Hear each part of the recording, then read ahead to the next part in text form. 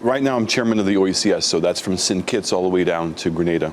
I have had the opportunity to physically fly into Anguilla, to the British Virgin Islands. I've been to St. Kitts, I've been to Antigua, and I've been as far north as Turks and Caicos. And what have you seen? It's obviously very, very bad. Obviously, a lot of infrastructural damage. But I think it's important to put that in context, that this is not the first time that this has happened in the Caribbean.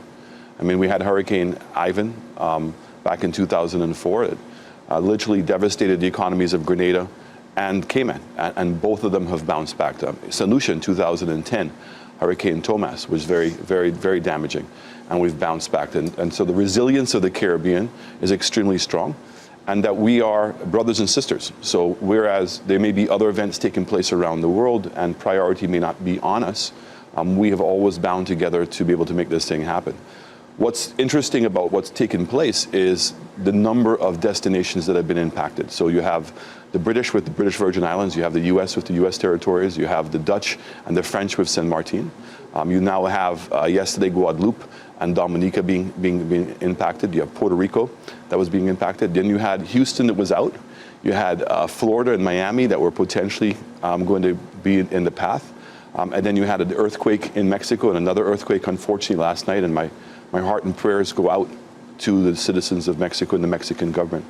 So it's, in essence, been a bit of a perfect storm that's been taking place. With all of that, I know that here in the United States, the focus was very much first on Houston and the surrounding areas, and then on Florida. What kind of efforts and attention have you received in the Caribbean? Well, because of the dependence being impacted so severely, the U.S. were very quick to respond in St. Thomas and St. John's. The British were down in Anguilla and the British Virgin Islands, though most people would say that recovery has been very slow. And then you obviously had the French and the Dutch being preoccupied in Saint Martin. So people like the Florida Caribbean Cruise Association, that is Carnival and Royal Caribbean, have been extremely responsive. The Venezuelan government also have been extremely responsive, because the support has had to come from the south.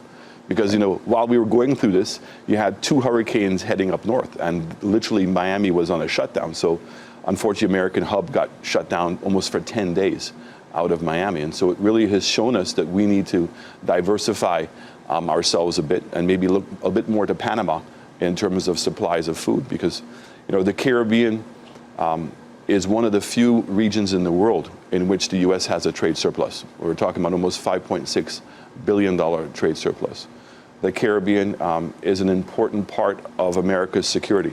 So if you look from Trinidad all the way to the Bahamas, and each one of us has this 500-mile economic zone that we have to take care of.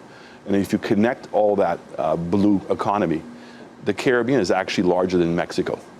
And so that's the kind of space that we're left with to help secure. Right. We've had a somewhat provocative debate on this set over the past week about insurance and insuring people who live in the Caribbean, on islands like yours, in the Florida Keys, whether there should be some kind of private market solution to this, whether it should be priced properly, and perhaps that it isn't. What do you think of that?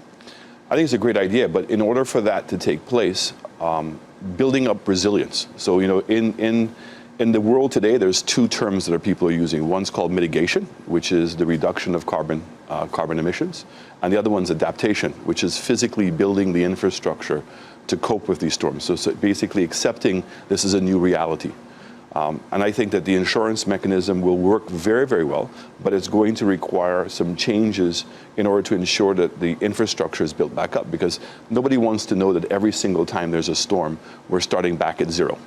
You've made the point that there are some rules that make it much tougher for middle-income or high-income islands to get any share of rebuilding money when storms like this come through. What are those rules, and what would you like to see happen? Well, basically, the IMF and the World Bank have decided that they're going to classify specifically everybody based on per capita GDP. And we've been arguing that there are 53 countries that we call SIDS, small developing states.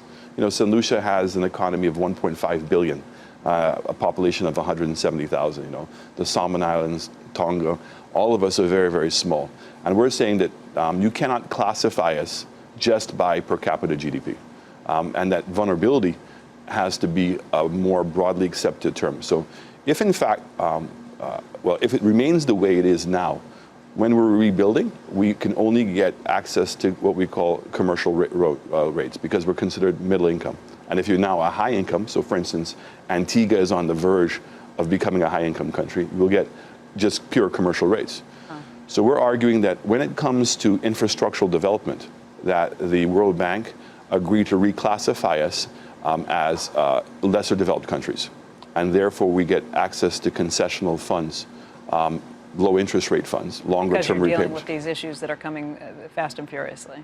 Absolutely. And the second thing that we're trying to put in place, if in fact we do have a trade surplus with the US, as an example of 5.3 billion, our economies haven't begun to mature yet. So the opportunity for the US companies to benefit is even greater. And I think that we can all agree here, if we can get a private sector-led initiative, it's going to be much longer lasting. So we've seen that we had the Caribbean Basin Initiative when Reagan was in. And one of the components was twin planting. And Puerto Rico was a huge beneficiary under the 936 regime.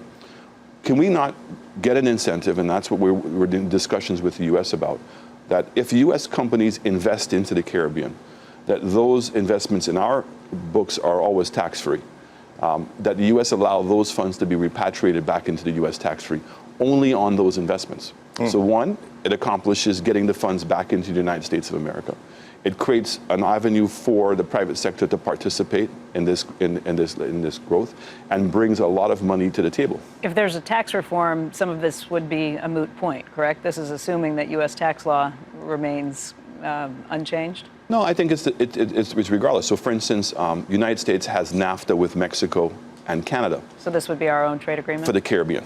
I mean, the Caribbean used to be what we call part of the three borders. And what happened after 9/11, the U.S. changed it that Americans needed passports to travel. So prior to that, Americans did not need passports to go to Mexico, Canada, or the Caribbean. So it means that we had access to 100% of the market, and everybody else had only access to 8% of the market. So I understand why we lost that, but it's about putting something in place to replace it, because the principle of maintaining a secure Caribbean still remains. CAFTA, our own version of it.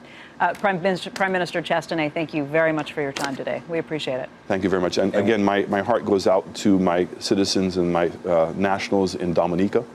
Obviously, we're getting some initial reports back right now, which are not pretty. But again, we're all in this together, and we're going to make sure that Dominica comes back stronger and better than before.